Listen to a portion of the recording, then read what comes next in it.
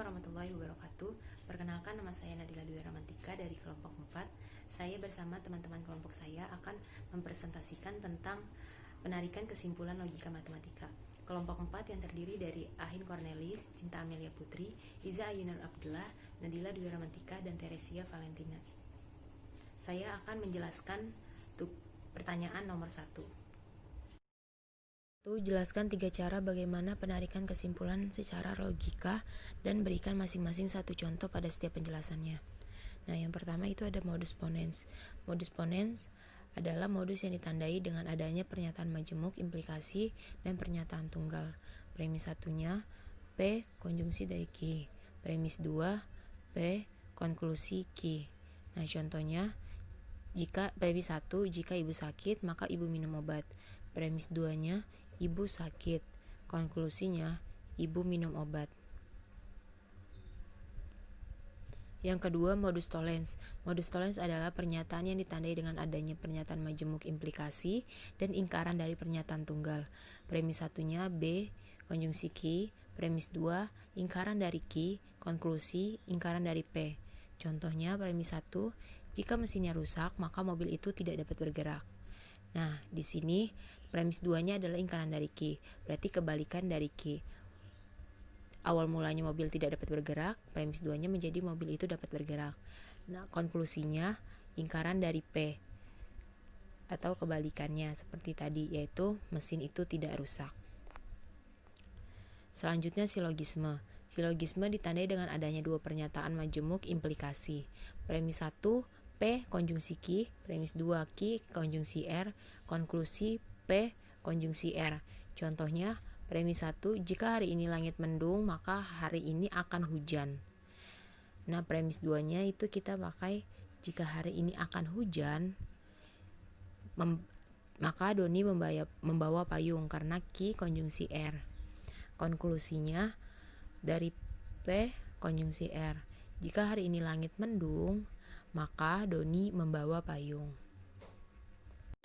Nama saya Ahin Cornelis. Saya akan menjelaskan nomor 2A. Buatlah konklusi dari premis-premis di bawah ini. Premis 1, jika Erik pengusaha, maka ia berdasi. Premis 2, Erik tidak berdasi. Pembahasannya, P, Erik pengusaha, Q, ia berdasi. Negasinya, Erik tidak berdasi.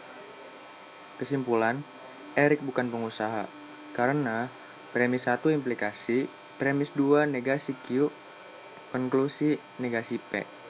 Bentuk penarikan kesimpulan ini adalah modus tollens.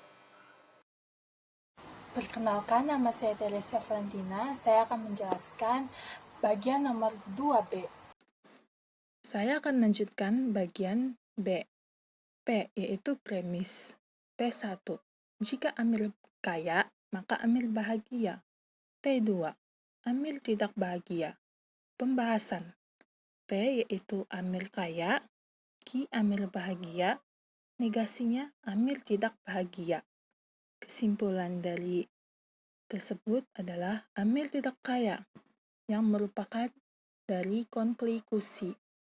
Karena premis satunya itu P maka Q, P maka Q. Premis 2-nya negasi Q, merupakan kebalikan dari Q. Ini Q ya. Dan ini konklusi, negasi P. Ini P dan ini P. Adalah Amir tidak kaya. Bentuk penarikan kesimpulan ini adalah modus tollens. Nama saya Iza Ayunur Abdullah. Saya akan menjelaskan soal nomor 2 bagian C. Berikut contoh soal bagian C. Premis 1, jika ia guru maka ia mengajar. Premis 2, ia tidak mengajar. Pembahasannya, P-nya ia guru, Q-nya ia mengajar, jadi negasinya ia tidak mengajar. Kesimpulannya, ia bukan guru atau termasuk konklusi. Karena premis 1, P maka Q, premis 2 negasi Q, jadi konklusinya negasi P. Bentuk penarikan kesimpulan ini adalah modus tollens. 4, saya akan menjelaskan nomor 2 bagian D. Selanjutnya ke bagian yang D. P1 atau premis 1 yaitu jika Umi pegawai negeri maka Umi mendapat gaji bulanan. Selanjutnya ke P2 atau premis 2 yaitu Umi seorang pegawai negeri. Pembahasannya, P-nya Umi pegawai negeri, Q-nya Umi mendapat gaji bulanan, negasinya yaitu Umi seorang pegawai negeri. Kesimpulan atau konklusinya yaitu Umi mendapat gaji bulanan. Karena premis 1 P maka Q, premis 2 P, konklusinya Q.